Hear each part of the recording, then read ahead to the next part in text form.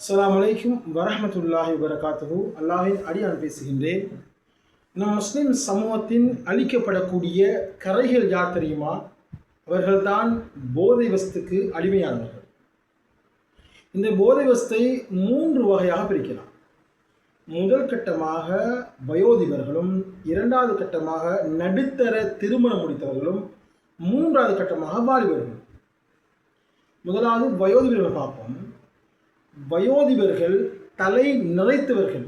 அல்லாஹ் சொல்றான், தலை நிறைத்தவர்களை பார்த்து நான் வெட்கப்படுகிறேன். என்னது? அவர்கள் ஒரு செய்த தவறுக்கு எப்படி நான் அவரை தண்டிப்பது? அவ்வளோ தூரம் கண்ணியம் கொடுக்கப்படக்கூடியவர்கள் தான் இந்த தலை நிறைத்த வயோதிபர்கள். ஆனால் எம்முடைய சமுதாயத்தில் சிலர்கள் இருக்கிறார்கள், தாடிகள் எல்லாம் நரைத்து, தலைகள் எல்லாம் நரைத்து, பிள்ளைகளை பெற்றெடுத்து பேரப்பிள்ளை கண்டவர்கள் போதைக்கு அடிமையானவர்கள் இருக்கிறார்கள். அவருடைய போதை ஒன்று சிகரெட் பாவிக்கக்கூடியவர்கள், அல்லது பீடி பாவிக்கக்கூடியவர்கள், அல்லது புகையிலை சம்பந்தமாக பாவிக்கக்கூடியவர்கள், வெத்திலை பாவிக்கக்கூடியவர்கள். கொஞ்சம் யோசிக்கணும். வயது போயிட்டு பிள்ளைகளை பெற்று பேரப்பிள்ளைகளை பெற்று வெக்கமே இல்லாமல் வாய் நிரம்ப வாய் செவக்க வெத்தலைகளை போட்டுக்கொண்டு சபை நடுவே உட்கார்ந்து கொண்டு அமர்ந்து கொண்டு கதைத்து கொண்டு சிகரெட்டுகளையும் பீடிகளையும் பாவிக்கும் பொழுது கொஞ்சம் சரி மனசில் ஒரு கூச்சம் இல்லையா? நம்ம வயதில் மூத்தாக்கள் நம்மளை சின்ன பிள்ளைகள் பார்க்குறாங்க, வாலிபர்கள் பார்க்குறாங்க, பெண்கள் பார்க்குறாங்க, ஆண்கள் பார்க்குறாங்க, உலமாக்கள் பார்க்குறாங்க. அது கல்யாண வீடுகள்லையும் மையத்து வீடுகள்லையும் ஏனைய சபைகளை பாருங்களேன். இந்த வெத்தலையை போட்டுக்கொண்டு அந்த சபை ஒழுக்கம் இல்லாமல் அந்த இடங்களில் துப்பிக்கொண்டு பெண்கள் இருப்பாங்க, சின்ன பிள்ளைகள் இருப்பாங்க, அந்த இடங்களில் சிகரெட்டை பாவித்து கொண்டு அந்த புகைகள் இல்லாமல் பறந்து கொண்டிருக்கும். அந்த இடத்துல சபையுடைய ஒழுக்கம் இல்லாதவர்கள் தான் இந்த சிகரெட்டும் பீடியும் வெத்தலையும் பாவிக்கக்கூடியவர்கள். வயதில் மூத்தவர்கள் இதெல்லாம் பாவிக்கக்கூடியவர்கள் இருக்கிறார்கள். நீங்கள் வெட்கப்படணும். நீங்கள் தான் சமுதாயத்தின் முன்மாதிரிகள். நீங்கள் இது முதல் கட்டமாக போதை வஸ்து பாவிக்கக்கூடியவர்கள். இரண்டாவது கட்டமாக மது அருந்தக்கூடியவர்கள் இருக்கிறார்கள்.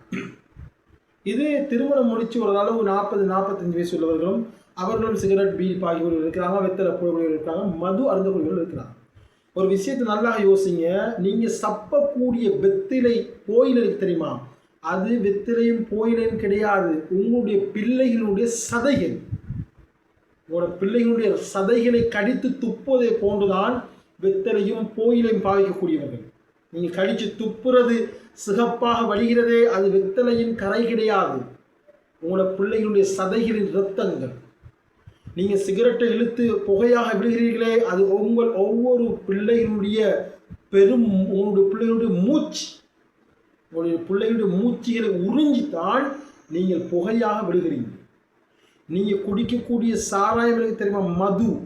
அது உங்கள் பிள்ளைகளுடைய இரத்தங்கள், உங்கள் பிள்ளைகளுடைய தேவைகள், உங்களோட பிள்ளைகளுடைய படிப்புக்குரிய தேவையும், பொருளாதார தேவையும், உணவு தேவையும், சகல தேவையும், பிள்ளைகளுடைய அனைத்து தேவைகளையும் ஒன்றாக எடுத்து கரைத்து குடிக்கிறீங்களே, அதுதான் மது. உங்களோட பிள்ளைகளுக்கு தேவை இருக்கத்தக்க சாராயம் அருந்துறீங்களே, அது உங்களோட பிள்ளைகளுடைய இரத்தம் என்பதை மறந்து விடாதீர்கள். அதே போன்று ஐஸ் பாவிக்கக்கூடியவர்கள், ஏனைய போத வஸ்துகள் பாவிக்கக்கூடியவர்கள். நீங்கள் பாவிக்கிறது எது தெரியுமா? உங்கள் பெற்றோர்களின் மானமும் மரியாதையும். வாலிபர்களே, கொஞ்சம் யோசிச்சு பாருங்கள். எத்தனையோ வாலிபர்கள் ஐஸ் பாவிச்சு போலீஸால் பிடிபட்டு கோர்ட்ஸுகளில் ஜெயிலையும் இருக்கிறாங்க. அவங்கள பெற்றவங்க போய் பாருங்கள், கோர்ட்ஸு வாசல்லையும் ஒவ்வொரு ஃப்ரக்டருக்கு பின்னாலையும் காசுகளை கட்டி கொண்டு ரோட்டு ரோட்டாக திரிகிறாங்க. என்ன காரணம்? நீங்கள் செய்யக்கூடிய அந்த 5 நிமிஷ சுகத்துக்காக வேண்டி, நீங்கள் பாவிக்கக்கூடிய அந்த போதை வஸ்தின் 5 நிமிட சுகத்துக்காக வேண்டி சில பிள்ளைகள் பட்டினி கிடக்குது, சில பிள்ளைகள் படிக்கிறதுக்கு ஒரு விஷயமும் இல்லாமல் இருக்கிறாங்க, உடுப்பு இல்லாமல் இருக்கிறாங்க, மனைவிமார்கள் நிம்மதி இல்லாமல் இருக்கிறாங்க. என்ன காரணம்? ஆண்களின் 5 நிமிட சந்தோஷத்துக்காக வேண்டி எத்தனையோ உயிர்கள் இங்கே பாதிக்கப்படும். வாலிபர்கள், நீங்கள் மது அருந்துறீங்க, ஐஸ் பாவிக்கிறீங்க, உங்களுடைய 5 நிமிஷ சுகத்துக்காக வேண்டி கொஞ்சம் யோசிச்சு பாருங்கள். சமூகத்தில் நடக்கக்கூடிய பிரச்சனைகள், வாகனம் எக்ஸிடென்ட் நடக்குது, வாகனம் அடிப்படுது. என்ன காரணம்? மது அருந்துவிட்டு போய் நீங்கள் என்ன செஞ்சு அடிபட்டு மௌத்தாகிருப்பீங்க. மௌத்தாகும் நீங்கள் என்ன செஞ்சு இன்னொரு உயிரையும் கொண்டு போகிறீங்க. உங்களோட 5 நிமிஷ சுகத்துக்காக வேண்டி யாரோ ஒரு மனிதனுடைய மனைவியும், யாரோ ஒரு மனிதனுடைய பிள்ளையும், யாரோ ஒரு மனிதனுடைய சகோதரையும் அடித்து நீங்கள் இல்லாமாக்குறீங்களே, இது எந்த வகையில் நியாயம்?